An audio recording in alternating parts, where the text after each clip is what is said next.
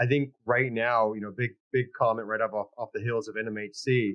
And then as we head to NAA Advocate in Washington, D.C., coming up Mhm. in a month, the big number is, I think, roughly 41, 42% of all new development is, I think they say, right, bureaucracy, whether it's Mm. national, Mhm. local, permitting, holdups, extension, you name it, right? 42%.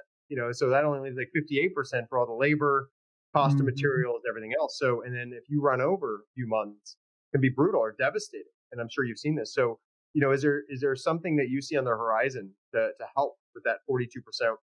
Is it mostly local? Is it national? Like, what's kind of your thoughts on that? I think it's national. I think some areas are struggling worse than others.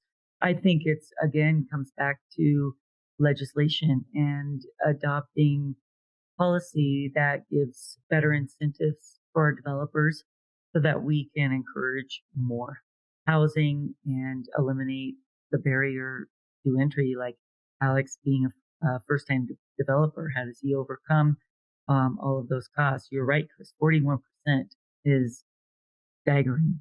I think it's looking for, again, ways that we can increase public private partnerships and working with incentives for whatever program you have locally for a mixed use component with an affordable component for your tax breaks as well. I thought that was an amazing question, Chris, painting a really good picture of where the money goes, right, when you invest. And I agree, like 42% is kind of borderline ridiculous. Makes someone thinking twice, hey, do I want to invest to become a developer? Do I want to build something?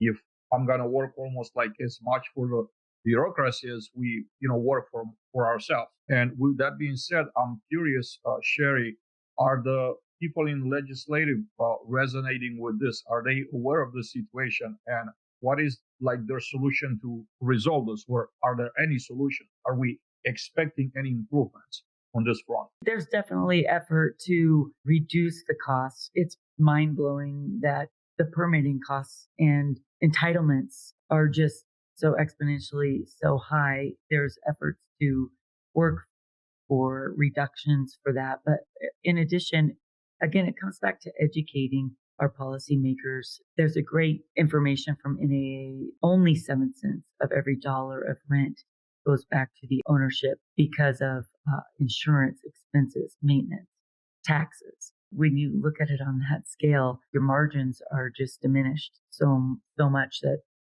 there's got to be more legislation, partnerships to encourage development. Politicians tend to, as they mentioned last week, they've been talking about social media for years and haven't taken action. So there was a lot of discussion around housing and how they talked for years, and sometimes, trying to get that bipartisan, to come together to take action.